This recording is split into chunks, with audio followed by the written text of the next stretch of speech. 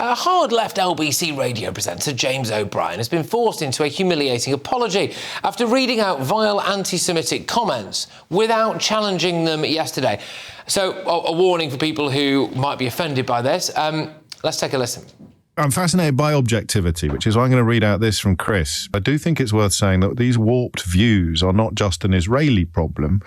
My wife was brought up Jewish, and at Shabbat school in a leafy Hertfordshire town, she was taught that one Jewish life is worth thousands of Arab lives, and that Arabs are cockroaches to be crushed. Whilst young children are being taught such hatred and dehumanization, undoubtedly on both sides, then they will always be able to justify death and cruelty, and it does indeed start young, but there is a danger perhaps that we only ever hear one side of the dehumanization and propaganda process. That sparked an almighty outcry. The radio host today apologised, and later on I'll play you that apology, saying he read out the comments in the interest of, quote, objectivity. But that hasn't stopped Jewish community groups like the Campaign Against Antisemitism calling for him to be taken off air completely.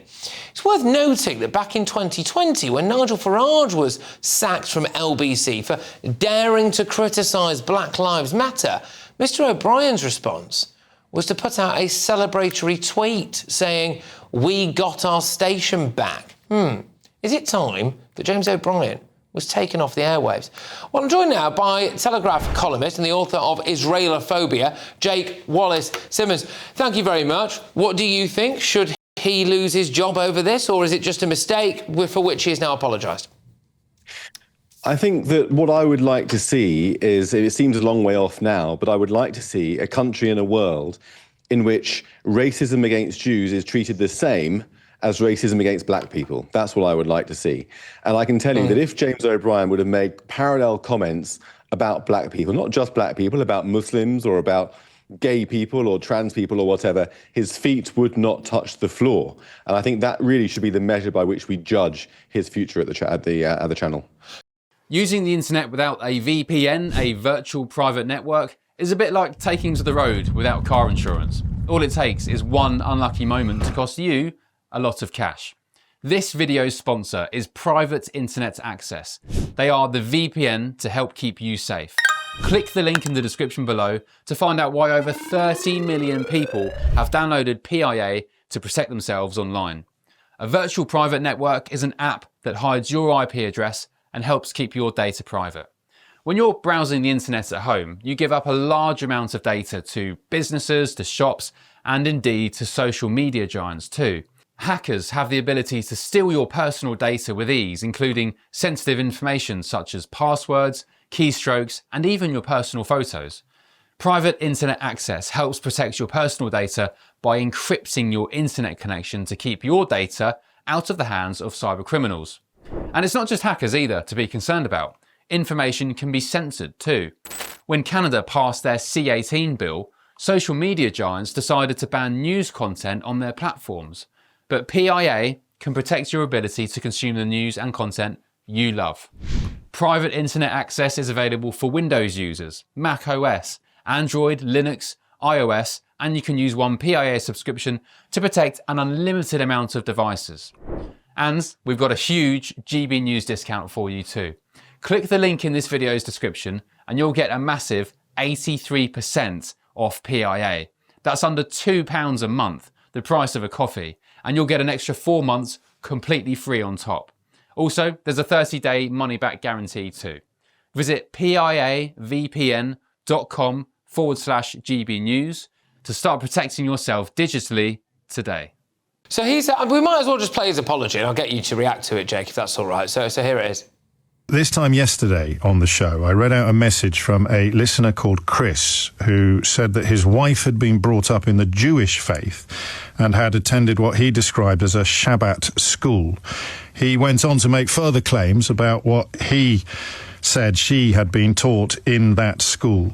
As with all the texts and messages that I read out on the programme, I did so in good faith, but the message has understandably upset a lot of people, and I regret taking those unsubstantiated claims at face value, and I'm genuinely sorry for that. And it is very important that I get that out there.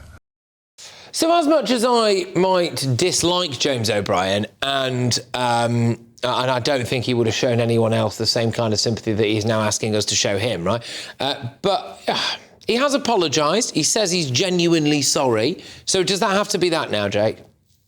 Well, I think there's a deeper problem here which he did not address in that apology, and that is, why did red flags not go up in his head while he was reading this message? Why did he not notice the blatant lies, the blatant anti-Semitic content of that message, and stop reading it or question it in his mind? You know, I'm reminded of George Orwell's quote that the mark of an anti-Semite is that he has the ability to believe stories that could not possibly be true. Now, whether that's true or not of James O'Brien, I can't say. I can't look into his soul, but certainly there's a lot of people who believe that it is true of him, and he didn't address that point. You know, why was it that he read it out? He's saying he did it in good faith. Really? I mean, good faith, you read something that's horrendously racist and libelous about Jewish people? That's not good faith, if you ask me. So I think that it didn't really go far enough. And look, we live in a climate where anti-Semitism is so ubiquitous, is so normalised, it's wherever you look. And sooner or later, as a society, we've got to decide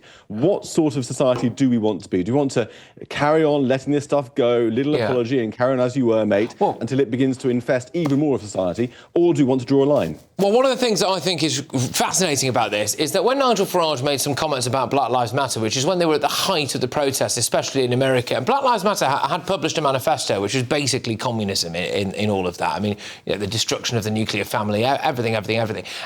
He made some comments about them, and then all of a sudden, what load of commercial pressure was landed on him, was landed on LBC, you know, groups like Hope Not Hate, etc. There hasn't appeared to have been any of the kind of commercial pressure placed on them for essentially really insulting the Jewish community. But one thing I would like to put to you, because I am not Jewish, and therefore I'm not in a position to make some of these lived experience judgment calls myself, right? But there's a lady I'm sure you're aware of called Rivka Brown, who is one of the commissioning editors at Novara Media, says, at my Jewish primary school, we were taught not only that Arab lives were worth less than Jewish ones, but that Palestinians didn't exist. So is there a bit of it that goes on, or is that just all rubbish, really? Well, Rivka Brown is a hard left Corbynite. She's even more to the left than Corbyn is. Right. And she uses her Judaism really to attack Israel, it seems to me, most of all. So I would take what she says with a certain pinch of salt. Look, Jews are in some ways like everybody else. In fact, as the famous Rabbi Lionel Blue said, they're like everyone else, but more so.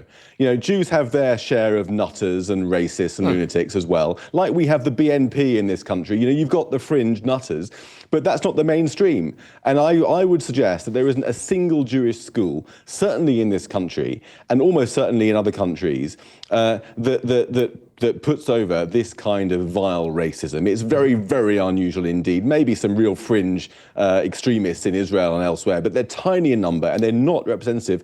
They're about as representative of Jewish people as the BNP are of Britain. And I think as well, it's the fact that it went unchallenged. You know, if we'd have done something like that on GBNews, what would have happened? So there we go. Anyway, thank you very much, Jake. Great stuff. That's Telegraph columnist and author of Israelophobia, Jake Wallis-Simmons. Thank you. Right, GBNews has approached Global and LBC for comment, but they didn't get back to us. Coming